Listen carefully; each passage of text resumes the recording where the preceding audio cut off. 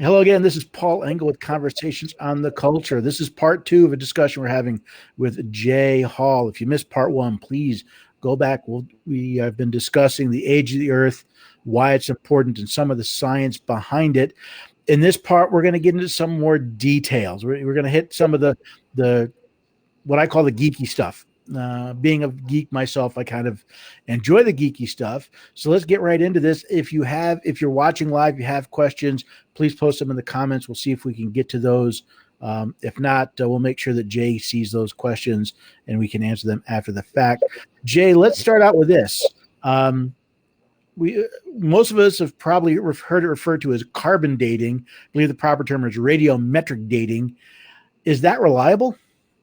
Well, it has a lot of issues. Radiocarbon dating is, of course, for more recent things, say like Egyptian mummies and stuff like that.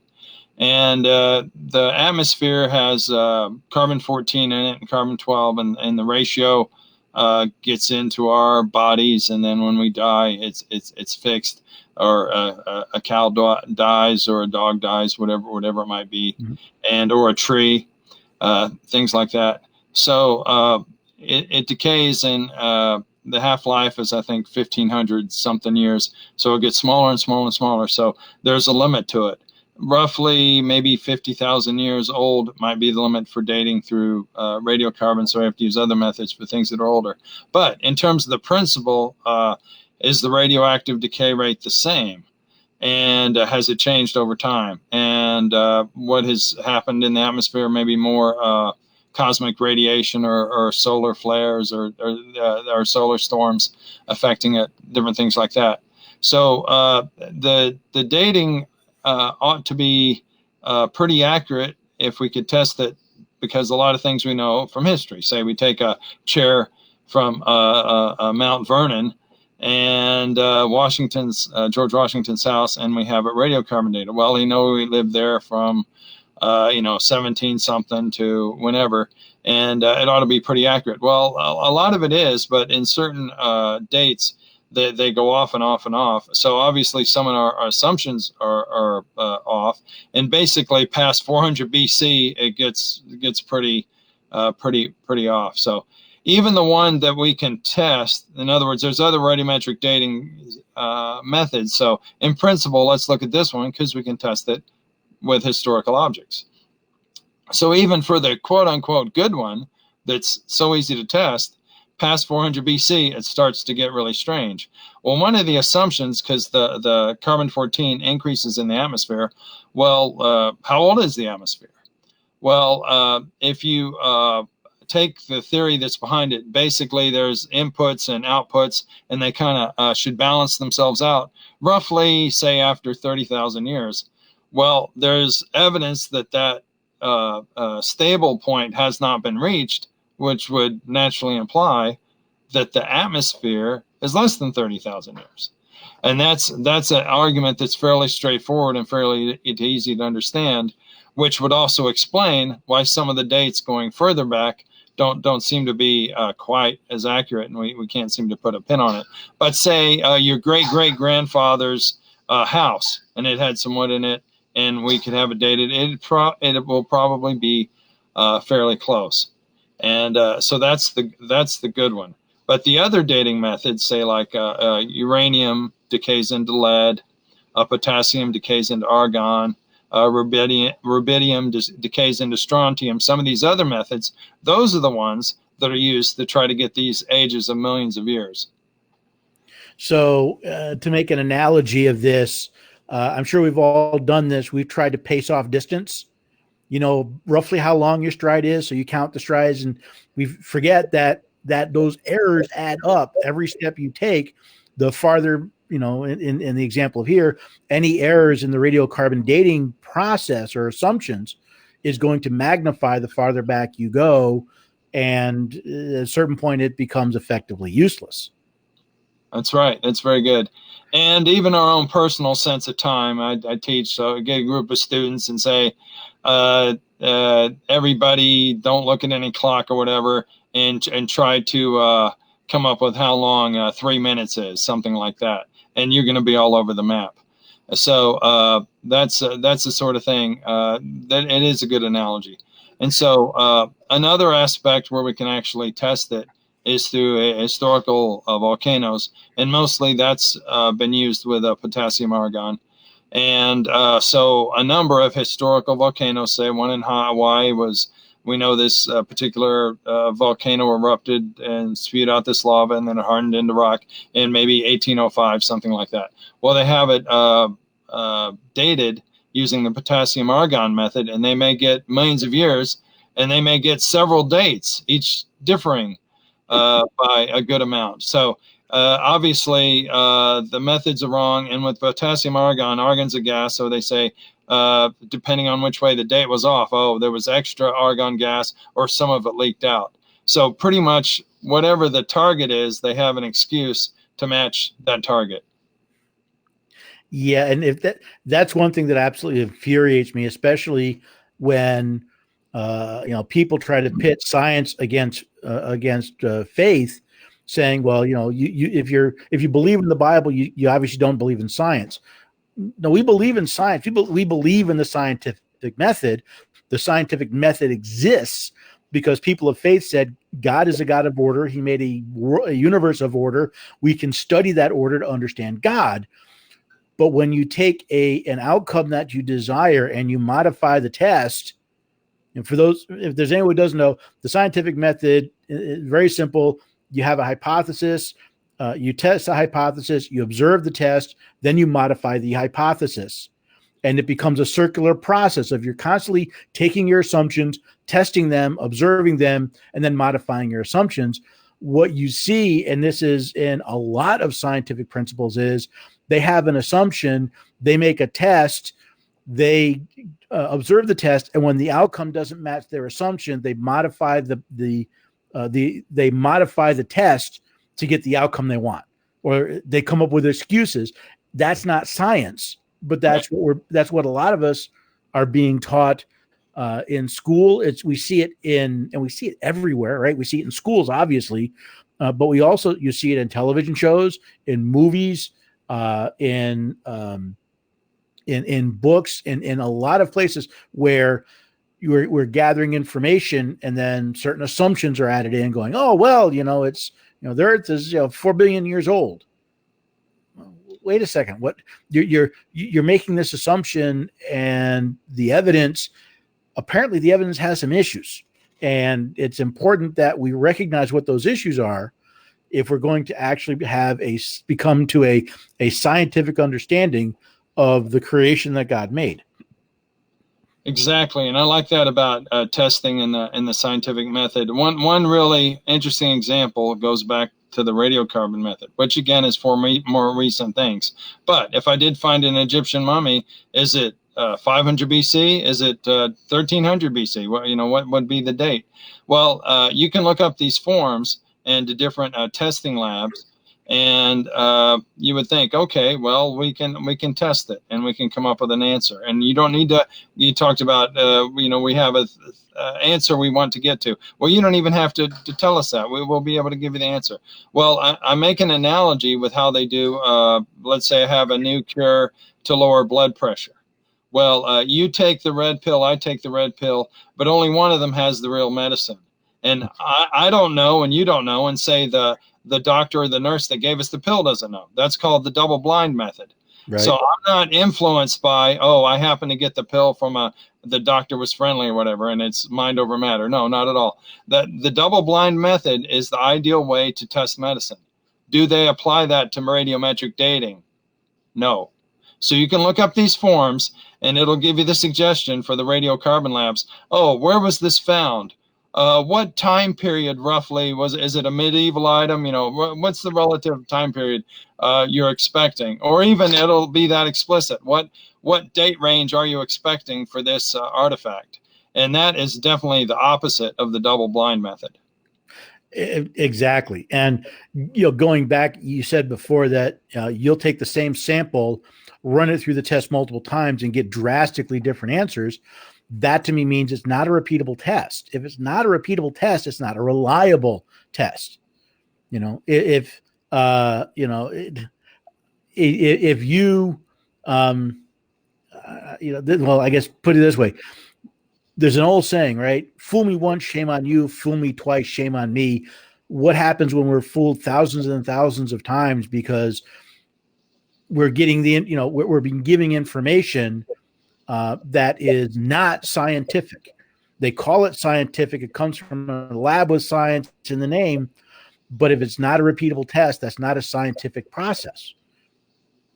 Yeah, and that's kind of the difference between observational science and historical science. So we're trying to piece some things together. And again, you can make an analogy with a crime scene or whatever. You put some things together, and hopefully there was an eyewitness to what happened. And now in our case, for the eyewitness, we do have worldwide traditions of a global flood. That's one aspect. But in terms of the details, we have to go to Scripture. What exactly happened when Noah was on the ark? Or what happened during creation week? Well, only God was there until he created man and the animals. So we have to depend on that. So they think they look at the rock or look at the chemical ratios and make some implications on it. But some of the early people that looked at this did see some of the problems. Physicist John Jolly, he was one of the pioneers with radiometric dating, and he had come up with that a lot of these different methods gave different dates.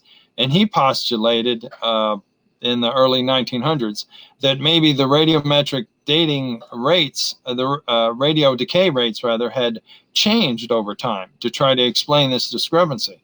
And I think that's how we explain, well, how did we get millions of years to begin with in terms of the ratio of the rocks based on current decay rates?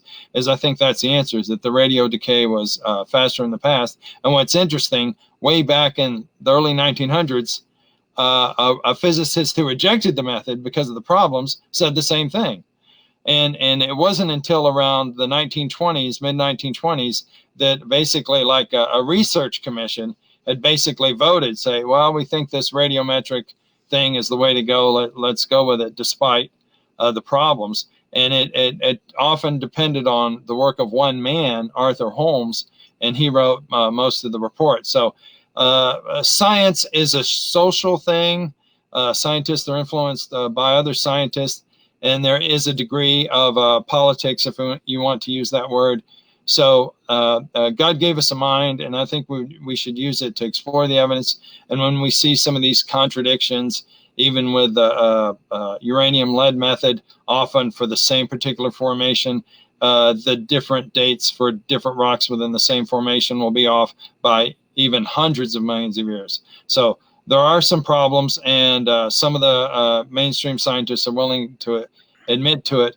But a key thing is it's kind of circular. They kind of have a date they expect, and then if they do enough testing with these radiometric methods, they can get a date that is somewhat within that ballpark.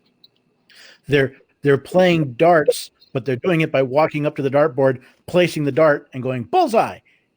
There you go. There you go. Right. So the decay rate really is not a constant, which we're all taught. I mean, I was taught that in science class in high school, was that the decay rate is constant. Therefore, it's something you can base your understanding on. What you're saying is that's not the case. That it's constant. This is not, and this is not a unique theory. You also mentioned earlier that even the starting point of I think we were talking about carbon-12 and carbon-14 in the atmosphere was not constant. It's been changing. So if I'm a navigator and I have an unknown starting point and an unknown process to get there, but I have a target, I'm thinking, I may leave New York City heading for London. I may end up, I don't know, in Egypt, but because I don't know, because you don't know where you're starting. How do you have, and to me, and maybe it's naivete, but how do you have a process where you've got a questionable starting point and a questionable methodology and put any faith in your goal, in your outcome? Exactly. To give you kind of a shocking example, I recently read a book, The Discovery of Time, written by a philosopher and a philosopher of science. It was published in 1965. Okay, the early developments of radiometric dating were actually started in the early 1900s. So this was 1965, and although there was a resurgence of geologists who believed that many things happened more rapidly, the catastrophism school, if you want to call it that, is that in the entire book and published by Harper and Row, standard publisher, well-documented scholars, and not one mention of radiometric dating in the entire book. What they were mostly depending on was, oh, this rock must have taken millions of years to form. This other rock must have taken many, many hundreds of thousands of years to form. So they based their whole argument more on that sort of thing, even though in 1965, many radiometric studies had been done. They didn't even bring it up. So in today's context, the catastrophism view is much more accepted, say, when the big rock from space, supposedly killed the dinosaurs and other things. It's like their whole entire argument kind of went up in smoke. Just to kind of give one example.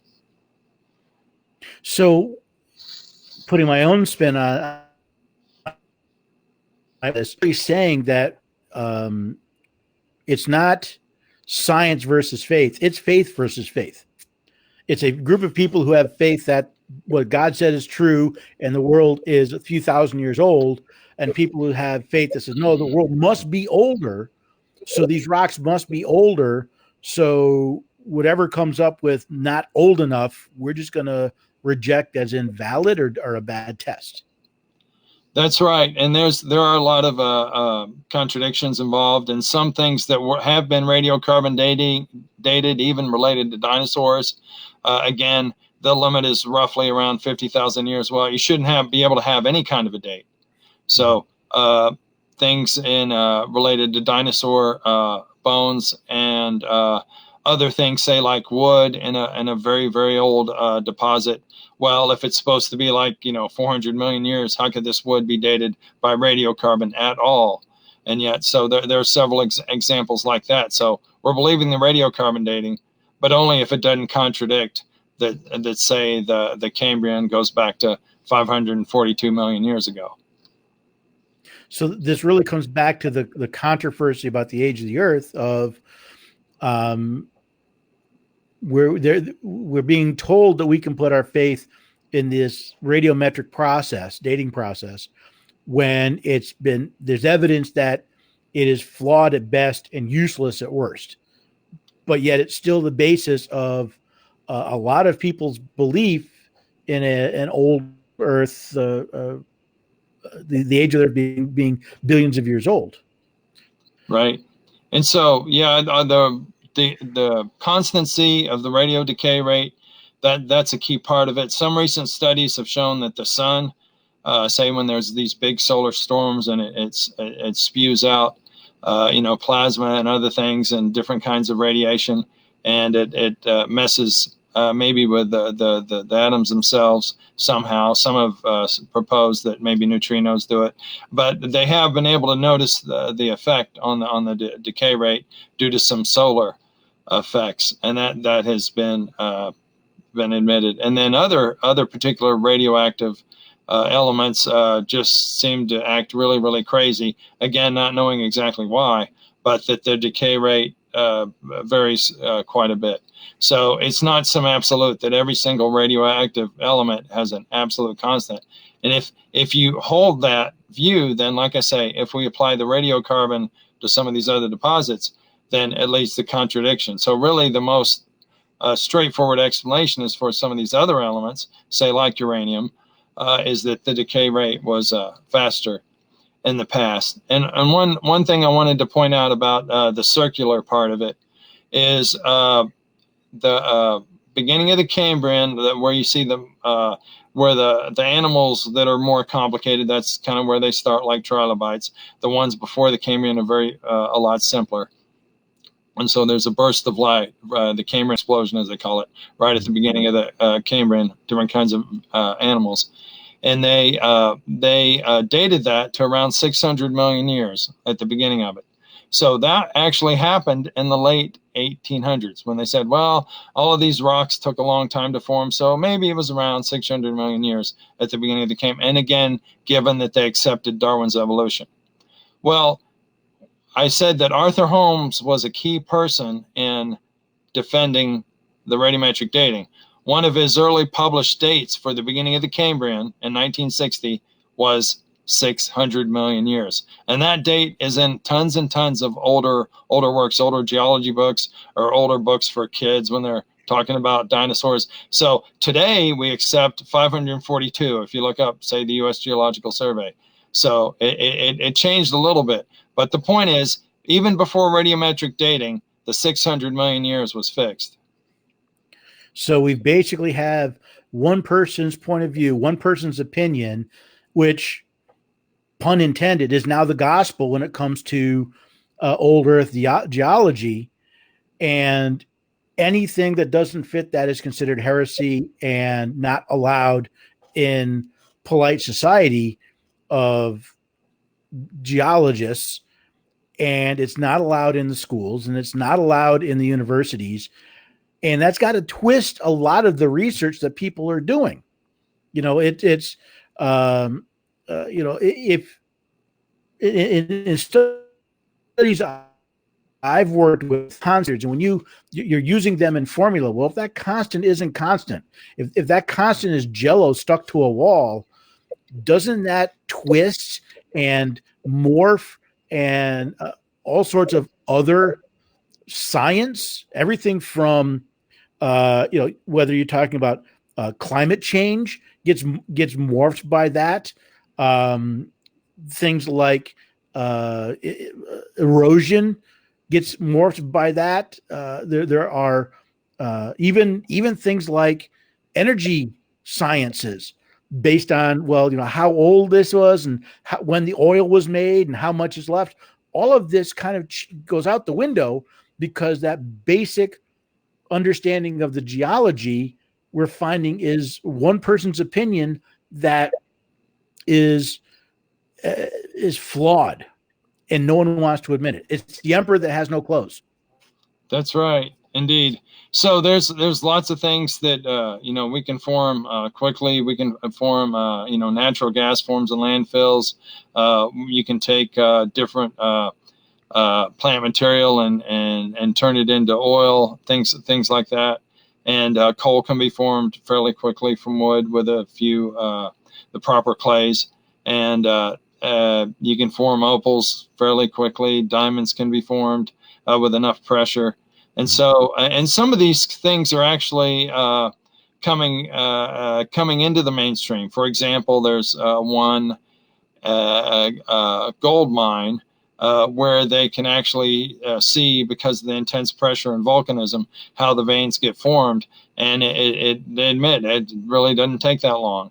So little by little, here and there, specific things. Okay, this can be quick, this can be quick, but they don't put it into a whole and say, okay, well, does that mean we need to shorten our chronology? They don't put all of the pieces together. Where I've seen the most, at least a little bit of openness, is normally among often the philosophers of science and historians of science. So, say the idea that the continents have moved around and plate tectonics, that sort of thing. Say in the mid 60s, it was kind of like well, maybe that's going to work. And then Wigner had proposed that years before, but it wasn't quite accepted very much until, like I said, the middle of the 60s. But in terms of old Earth versus young Earth, that hasn't reached the point where it's a quote unquote a debatable issue. And it really is something that we're not going to be taught. We're not going to be told.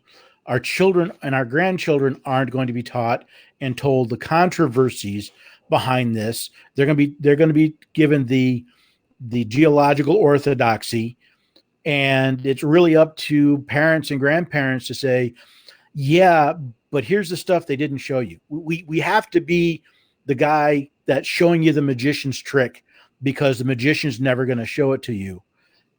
Otherwise, we're going to continue down these decisions. Used examples of how quickly fossil fuels form. My first thought was, well, if they're doing ice cores or if they're doing ground cores to determine CO2 densities and temperatures based on flawed understanding of how old the samples they're getting, their math goes out the window. And then when we look at their models, and their models, you know, are not even close to correct. I mean, orders of magnitude, demonstrably orders of magnitude wrong. I was born in New York City. According to the science back in the early 90s, the apartment where I lived in was supposed to be underwater 5 years ago. Wow. And it's not. So it's demonstrably wrong. Well, I wonder how much of the fact that the model is wrong because they're basing it on age information that's wrong, because we're stuck on this. Well, this piece has to be true. And I keep coming back to, it's a matter of faith more than a matter of science. Because if it was science, then even if they didn't believe it was right, they'd have to at least account for these issues, these errors, these drifts, and they're not. And again, I can't expect the schools to do it. They're not going to do it because they're not being told, because it's heresy, and it's really up to us. So, and I think part of that will help us protect our children and our grandchildren to look at this and say, maybe I don't want to throw this all out, because maybe you're at your bases and they're not adding up. That's very good. Paul, are you related to the geologist Albert Engel? No, I am not. Well, he actually passed in 1995. He worked with the U.S. Geological Survey. He taught at Caltech and was known for his work in oceanography. I just want to give you this quick quote. And he was a member of the prestigious National Academy of Sciences, which, is a big whoop-de-doo. This is what he said about rocks and dating. Quote, "The fact that the calculated age of the Earth has increased by a factor of nearly 100 between 1900 and today, that is from 50 million to 4.5 billion, clearly suggests we clothe our current conclusions regarding time and the Earth with humility," unquote. So there's an example of someone from a pretty high position who actually said, well, we do have these radiometric dates, but maybe we wouldn't say it's the absolute gospel. Gotcha.